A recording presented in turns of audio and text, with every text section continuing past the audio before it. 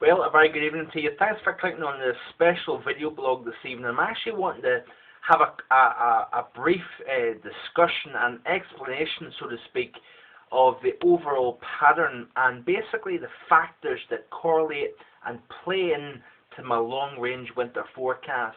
Now, you've heard me tell of the North Atlantic Oscillation, the Arctic Oscillation, the sunspot cycle, the higher volcanic activity in Iceland, and many factors play into my forecast. It isn't just a case of shutting my eyes and hoping for the best, so to speak, but I've been studying generally the weather for the past 10 to 12 years proper. I've been interested in the weather since I was around 4 years of age. And why you ask that? Well, I was 4 years of age and lived in central London, and basically lived through the October 1987 storm, one of the most powerful windstorms to strike the United Kingdom in history. So I always stem that event back, even at that very young age. I can remember to this day.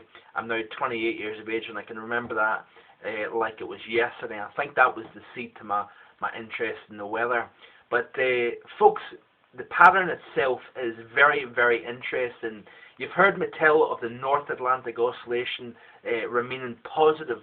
Positive being that we've had a very strong polar vortex over the polar region, that basically the incubator of cold here across the northern hemisphere.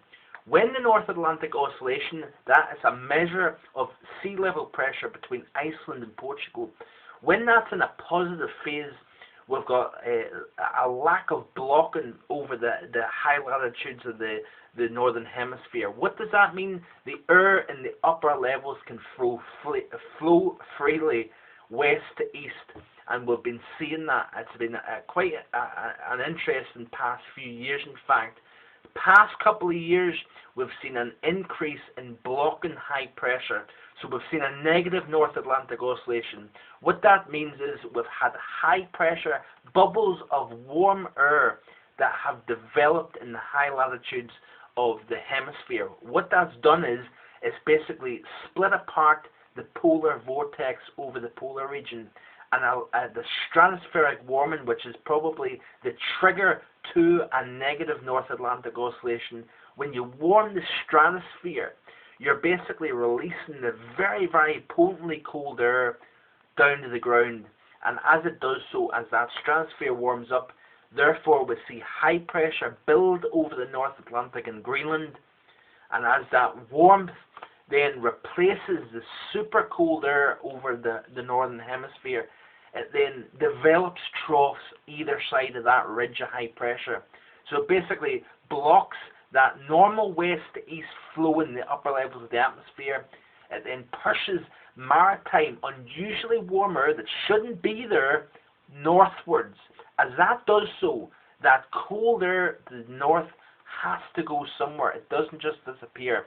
So therefore that warmth is then pushing and leaning against that cold pocket, that polar vortex, splitting that vortex apart. That's a circulation of the coldest air in the northern hemisphere that is built in that region. Very little in the way of sunlight. We've got widespread ice and snowfields. The perfect environment for cold to be born, intensify, expand. And when you disrupt that incubator, so to speak, of cold, you push warmth up to where it shouldn't be, then all that cold is released southwards. I am waiting for that North Atlantic Oscillation to go negative, that stratospheric warming to trigger, and what I'll be looking for is, we've been seeing, folks, interestingly enough, we've been seeing that cold very little intact, and it means to say it has been allowed to expand and intensify. Heck, we've got a very cold reservoir of air to tap into up over the pole.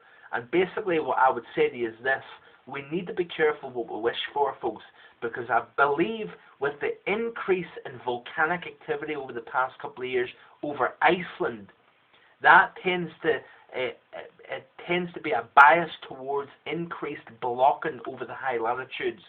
So therefore, because of the positive North Atlantic oscillation, because of that enhancement of cold, the lack of disruption of that building of cold air. We're nearly into Christmas and New Year, and that cold air is continuing to build. Now, I believe it's only a matter of time before we get those high pressures that build over Greenland, the North Atlantic, and release that super cold air southwards. Where would that go? Well, if we get high pressure over the North Atlantic and Greenland, that cold air is heading our way, folks.